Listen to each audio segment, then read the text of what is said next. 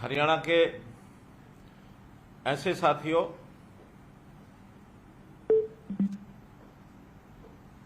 हरियाणा के मेरे ऐसे साथियों जो हमारे साथ सरकारी योजनाओं और सेवाओं को जनता तक पहुंचाते हैं, ऐसे सब लोगों का मैं अभिनंदन करता हूं। वैसे तो हर शनिवार को मैं किसी न किसी प्रकार के लाभार्थियों से ही बात करता रहा हूं, लेकिन आज जो वर्ग मेरे सामने है वो केवल लाभार्थी नहीं है, बल्कि जनता तक हमारी सेवाओं को पहुंचाने वाला हमारा साथी और जनता के भी एक प्रकार से वो सहयोगी हैं कि सरकार की योजना और सेवाओं को आप सब लोग उन तक पहुंचाते हैं। मैं आपका हार्दिक स्वागत और अभिनंदन करता हूं। मित्रों, जैसा हम जानते हैं कि हरियाणा सरकार पिछले 8.5 वर्षों से गुड गवर्नेंस के नाते से अपनी योजनाओं को लोगों तक पहुंचाने के लिए एक विशेष कार्यक्रम के माध्यम से हम आगे बढ़ रहे हैं। डिजिटलाइजेशन का ये एक मौका है और इस डिजिटलाइजेशन के माध्यम से हम अपने सारे ही कार्यक्रम ई गवर्नेंस के रूप में लोगों तक पहुंचाते हैं।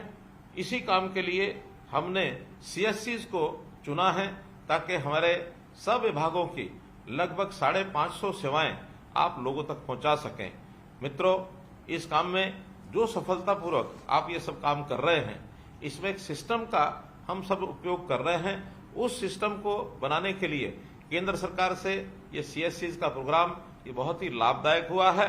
आप लोग अपने भी धनोपार्जन के लिए, अपने भी एक प्रकार से रोजगार के लिए इस काम को जब अपनाया था तो शुरू में ऐसा लगता था कि ये सेवाओं के माध्यम से आप उतना पैसा शायद अर्न नहीं कर सकेंगे। हमने कुछ सरकारी सेवाएं भी आपको उस समय दी थी, लेकिन धीरे धीरे इन सेवाओं का जैसे जनता उपयोग करने लगी तो उसके जो चार्जेस थे उसका सीधा सीधा लाभ आपको भी होने लगा।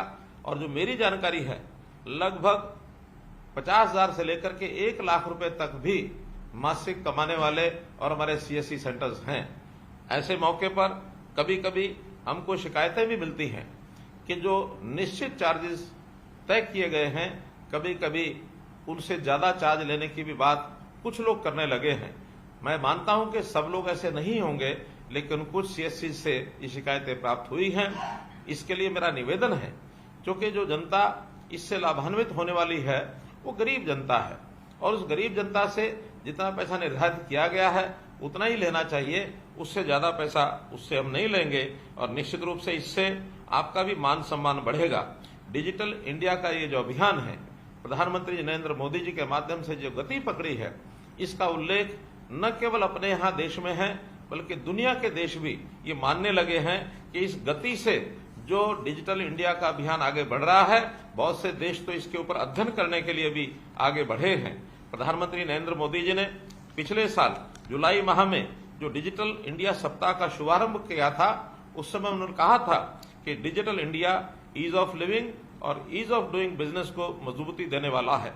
इस कार्यक्रम के अंतर्गत हमने नए नए प्रयोग शुरू किए। एक प्रयोग अभी परिवार पहचान पत्र ये हमने किया है और इस परिवार पहचान पत्र का जो लाभ है हरियाणा की जनता को जैसे मिल रहा है, इसकी चर्चा दूसरे प्रदेशों में जब हुई तो उन्होंने भी इसको अध्ययन करने के लिए हमारे पास आने लगे हैं। बहुत प्रदेशों ने अपने यहाँ इसको रेप्लिकेट भी किया है, परिवार पहचान पत्र को भी बनाने लगे हैं। न केवल देश में बल्कि बाहर से भी लोगों की एक जानकारी लेने की इच्छा जगी है कि परिवार पहचान पत्र क्या है। इस परिवार पहचान पत्र के माध्यम से हमने लोगों के राशन कार्ड बनाए, हमने लोगों को आयुष्मान भारत की योजना का लाभ पहुंचाया, हमने वृद्धावस्था पेंशन ये लोगों की अपने आप बने। 60 वर्ष की आयु के बाद व्यक्ति थोड़ा लाचारी का जीवन व्यतीत करता है तो उसको कहीं भी सरकारी दफ्तरों में चक्कर न काटने पड़े, कोई दरखास्त न देनी पड़े, कोई दस्तावेज लेके न चलना पड़े, तो उसको अपने आप घर बैठे 60 वर्ष के होने के बाद पेंशन देने का काम ये हमारा सेवा विभाग वो कर रहा है और इससे हमारे जो लाखों लोग इससे लाभान्वित हो रहे हैं। हमने चिरायु हरियाणा आयुष्मान भारत के साथ जोड़ करके आगे किया और इसका रजिस्ट्रेशन जो प्रारंभ कराया है, जो आपके माध्यम से भी सब हो रहा है, इसमें 75 लाख लोगों का और एक प्रकार से आयुष्मान चिरायु योजना के कार्ड ये बनाए जा चुके हैं।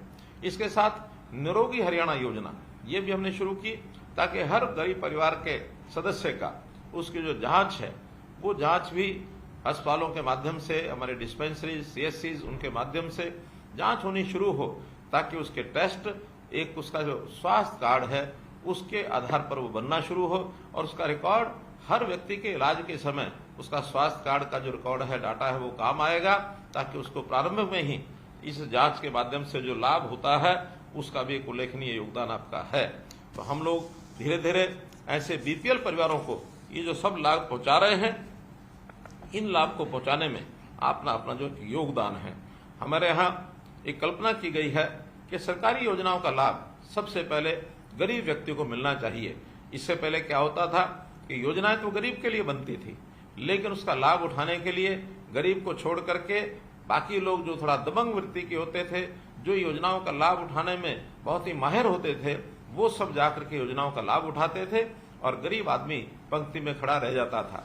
लेकिन अब चूंकि हर निश्चित व्यक्ति को उसका लाभ ये अंकित है कि इसको क्या मिलेगा, उसको सूचना दी जाती है कि ये लाभ आपको मिलेगा।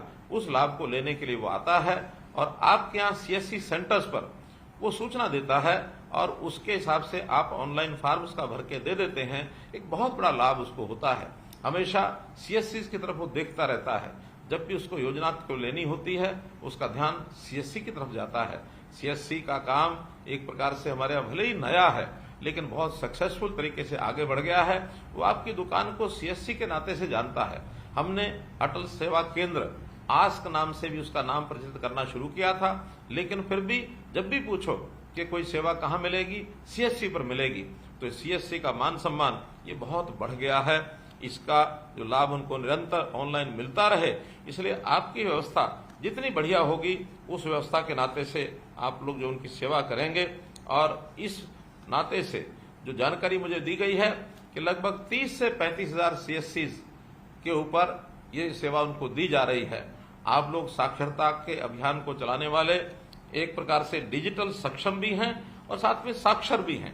साक्षर व्यक्ति, पढ़ा लिखा व्यक्ति जब इस प्रकार से काम करता है तो उसका निश्चित रूप से लोगों में एक सम्मान बढ़ता है। पिछले 5 मास में इस डाटा का जो उपयोग करने वाले जो लोग हैं, जिनको हम सेवाएं दे रहे हैं, 9,36,000 गरीबों के स्वास्थ्य की जांच हुई है। 62 लाख लोग lab test 62 lakh lab test ये सब किए गए हैं। तो ये सब आखिर तो इस हिसाब से हुआ है। परिवार पहचान पत्र के हिसाब से जन्म मृत्यु इसका पंजीकरण भी हमने किया है, ताकि जन्म और मृत्यु का जो पंजीकरण करने के बाद जो परिवारों का डाटा है वो रियल टाइम बेस्ड उसकी संख्या ये हमारे पास होती है। बच्चे 0 to 6 ये जो बच्चे हैं इनका हम अलग से हमारा जो WCD डिपार्टमेंट है उसके माध्यम से उनकी चिंता करते हैं, उनका ख्याल करते हैं। 6 से लेकर के 18 वर्ष तक की आयु के जो बच्चे हैं उनका स्कूल की शिक्षा में उनका कितना दाखिला किस स्कूल में हुआ है। कुछ बच्चे जो न प्राइवेट स्कूल में जाते हैं न सरकारी स्कूल में जाते हैं, आखिर उनकी तलाश करना ये भी हमारे लिए इसी के माध्यम से संभव हो पाया है। इसी प्रकार जो 18 साल से 25 साल के युवा हैं, ये हायर एजुकेशन का डिपार्टमेंट उसको जो है ढूंढता है, उसको एजुकेशन के नाते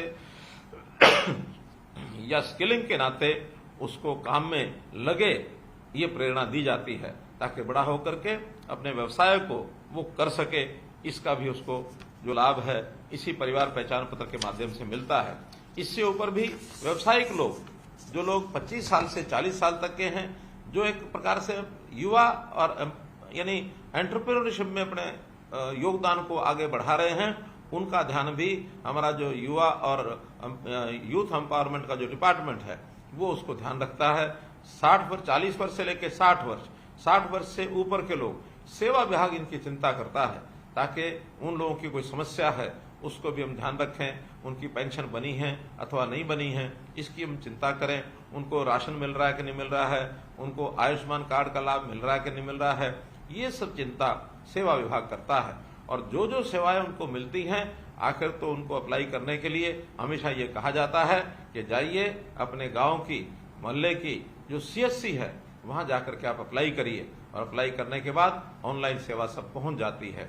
अभी पिछले 2 महीने से मैं जनता की सेवा के लिए जन संवाद के कार्यक्रम कर रहा हूं, और जन संवाद के कार्यक्रमों में मुझे ढेरों कागज मिलते हैं ढेरों शिकायतें जो आती हैं उनको सबको एक प्लेटफॉर्म पर ला करके जन संवाद पोर्टल में हम डाल देते हैं और उस जन संवाद पोर्टल से वो सारी जो जानकारियां हैं विभागों को पहुंचती हैं। विभाग उसको निश्चित समय में हल करता है और हल करते समय हर एक एप्लीकेशन की ट्रैकिंग ये जब होती है तो उस व्यक्ति को जो कंप्लेनेंट होता है उसको भेजी जाती है ताकि उसको पता रहे कि मेरी जो दी गई कंप्लेंट है उसका स्टेटस क्या है।